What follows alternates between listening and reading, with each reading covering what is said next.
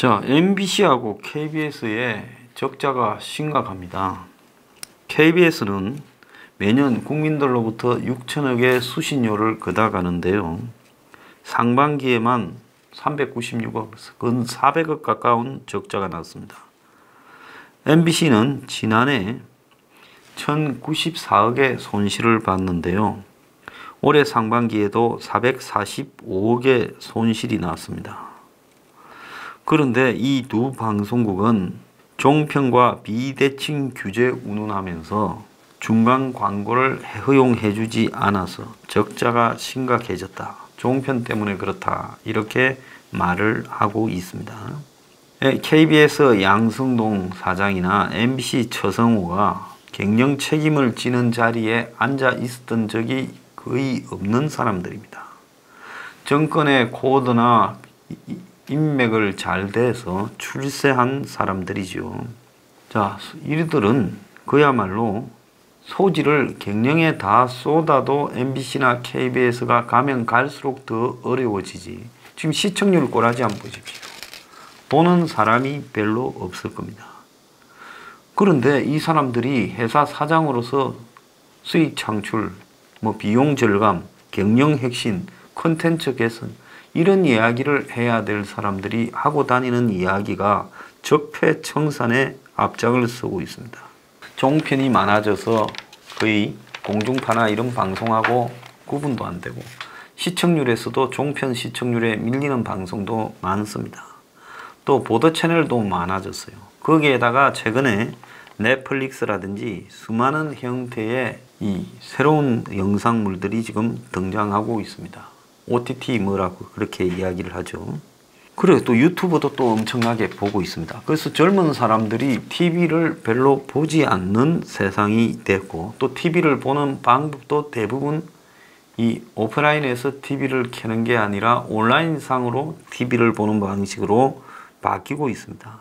자, 그런데 지금 얼마 전에 이 동아일보 문화부장이 쓴 글을 보면 300억짜리 기사라는 이 내용이 실렸는데요. 1박 2일이 KBS에 먹여 살리는 예능 프로고 광고가 많이 붙었는데 그 중에 일부가 내기 골프를 했다는 것이 알려져서 이 프로가 중단이 됐어요. 그래서 정준영이가 거기 출연했는데 정준영 사건으로 잠시 쉬고 있었는데 이제 내기 골프까지 되면서 이 프로가 그냥 문을 닫으면서 광고 수입이 1년에 300억이 날려가 버렸다는 겁니다. KBS 상반기 광고 수입이 1222억으로 작년과 비교해서 33.4%, 3분의 1 토막이 날아가 버렸습니다. MBC가 16.4, SBS가 15.3, 여기에 비해 KBS가 이렇게 많이 줄은 것은 1박 2일이 지금 날아가서 그렇다는 겁니다.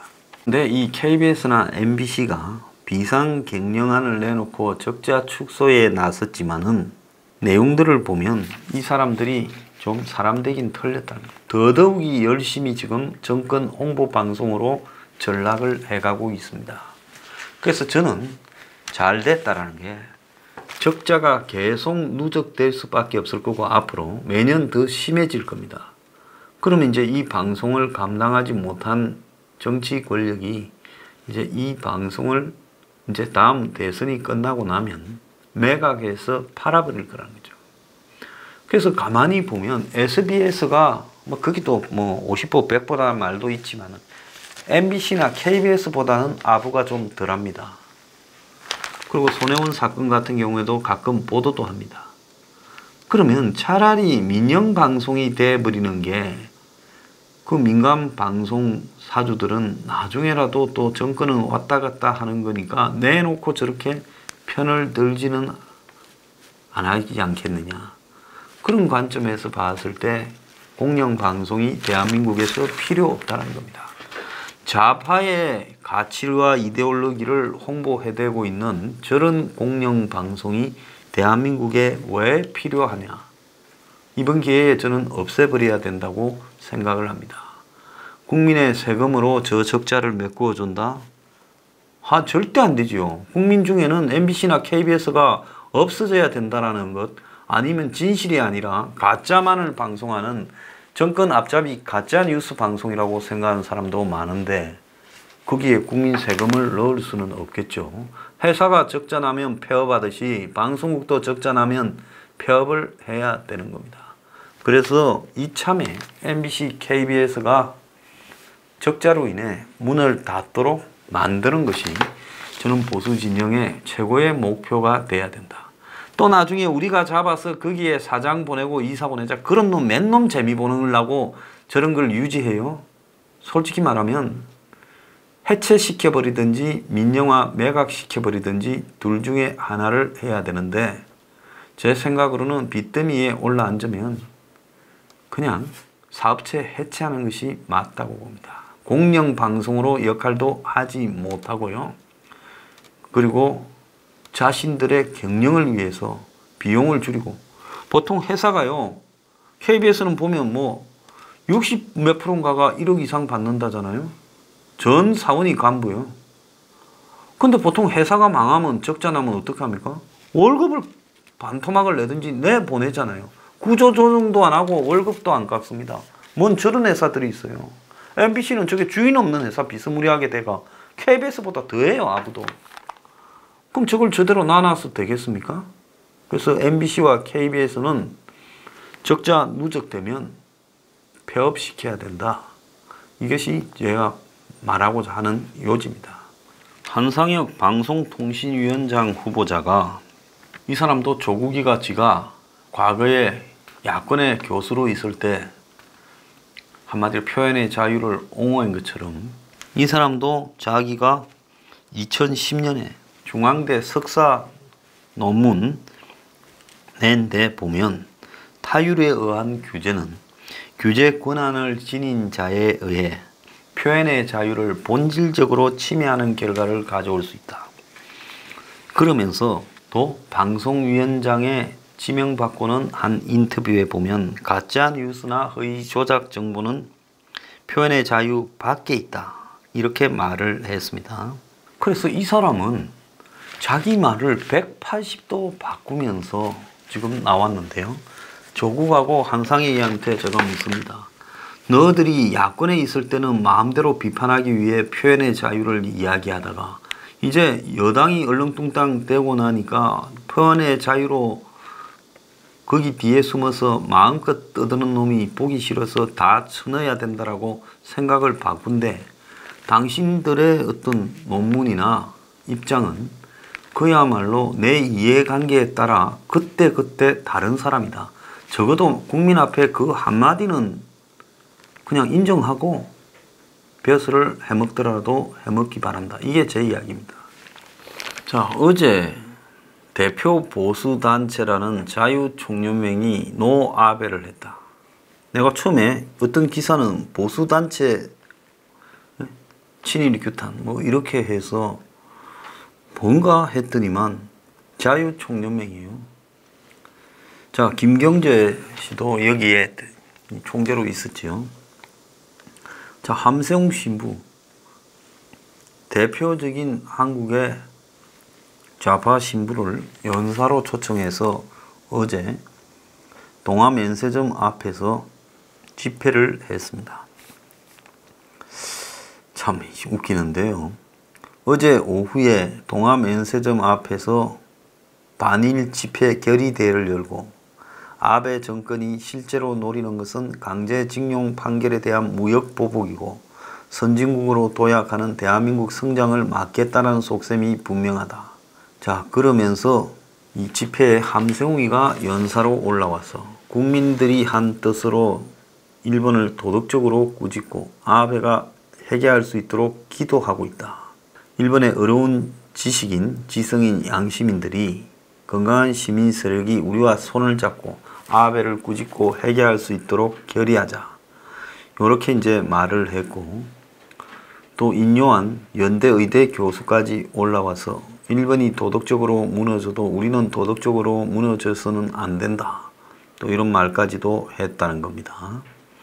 자, 자칭 350만 명의 회원을 가진 이 단체는 지난 4월에 문재인과 경희대 법대부터 알고 지낸 40년 친구 박종환이라고 아마 경찰 출신이죠.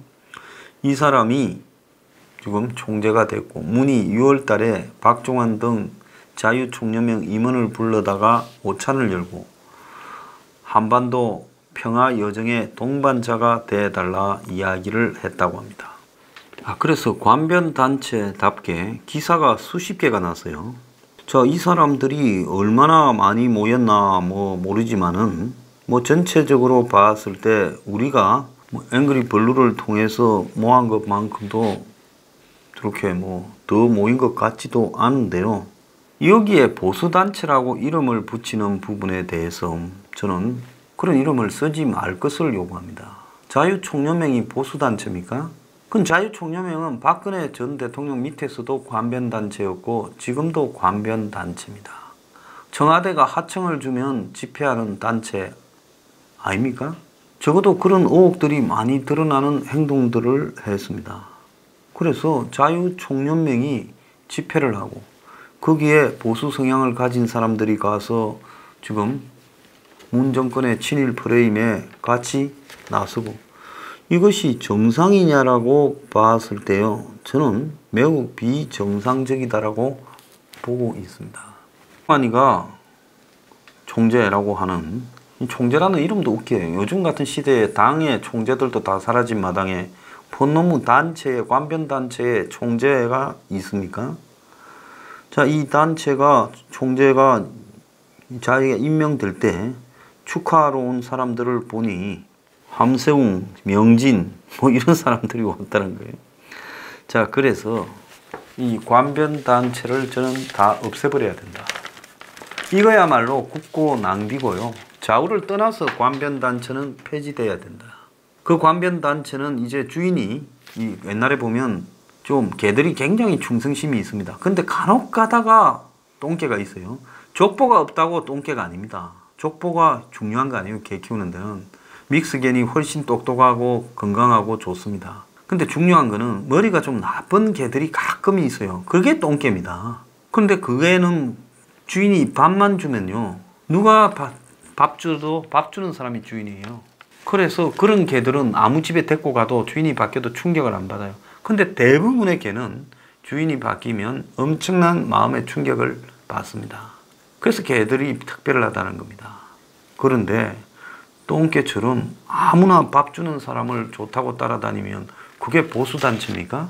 그럼 이런 관변의용단체들을요, 왜 유지해야 됩니까? 관변의용단체는 집회할 때 돈 없이 됩니까?